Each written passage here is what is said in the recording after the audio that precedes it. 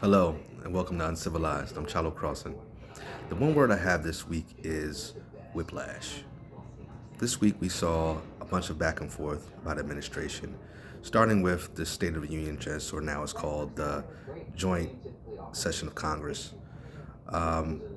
Made a lot of false accusations about Social Security numbers, everything like that, repeating things that were debunked, cheering on Elon Musk, an unelected bureaucrat, talking about the end of unelected bureaucrats.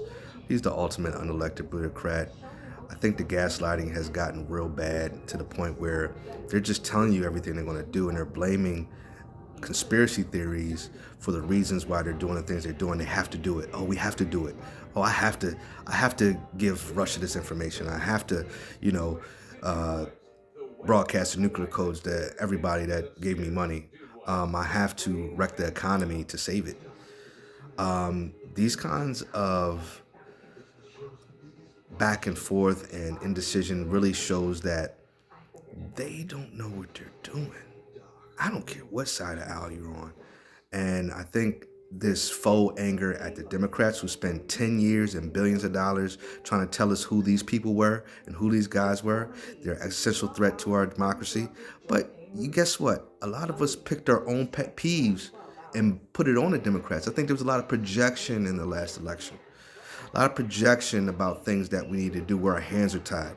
You know, I mean, I think it might be a good assumption that Israel might be holding a couple nukes of ours or something like that, that we can't really just pull the rug under our relationship with Israel because it's such a militarily speaking, security wise speaking, important partner, even though there's some apartheid, Zionist, crazy folks that run that country, don't represent all of Judaism, but they are the ones in power right now. And those guys are just indiscriminately doing things that are crazy. So I think a lot of people who are mad at the Biden administration for what they were doing or their lack of action on Gaza didn't really understand what was going on.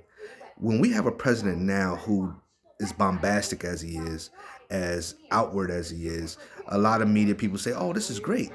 No, it's not all great because showmanship is just sleight of hand a lot of times. So the Obama administration and the Biden administration both had a policy of not really getting out there and pumping their chest or pounding their chest on things that they did. They were about the work. They weren't about the showmanship. They weren't about the show. So us as Americans, we need to check ourselves. I think we put too much weight on these parties because we project too much. We're projecting things onto two parties, political parties, all of our problems and all of our issues. Okay?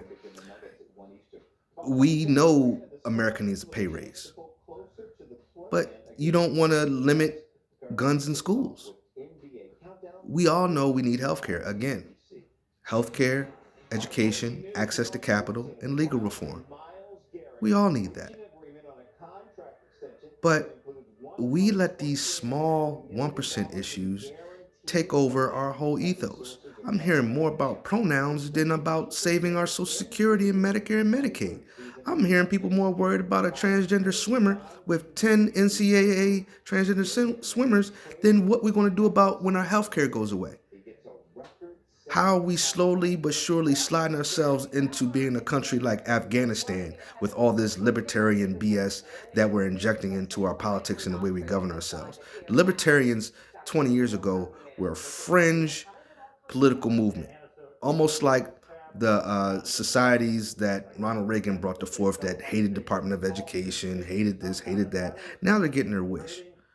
So the Libertarian Party, the doomsday preppers, I call them, are now in charge with the whiplash of what's been going on with, what we're doing from a foreign aid standpoint, back and forth, what we're doing as far as foreign policy, foreign trade policy, everything's been a whiplash. Go over here and run over here, and we're just governing by fiat now. Um, and what are we going to do about it? What are we going to do? Just don't talk about the Democrats because there's a lot of Republicans that are upset, a lot of independents that are upset. Don't just put this response on the Democrats. That's like going back to that ex-boyfriend that used to put his hands on you and saying, What are you going to do about this guy's putting his hands on me? Well, hold on. You went back to him. What do you want me to do?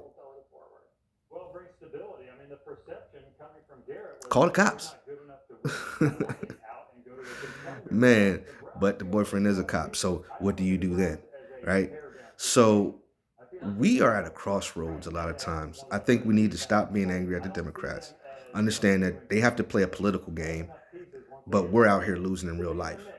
We'll see if they can get in play Okay? this game. The But they look cards a are on little the better. table, Now they have a and piece that can, it's time to show just and like prove. Joe Thomas years ago, that can But with retire as a that, Hall of hope Famer everybody in the has a great Cleveland week. Browns. That's what the Make sure your Browns offer clocks are now, and they're forward. willing to pay him as such. I'm Perfect outlet for uncivilized. Garrett.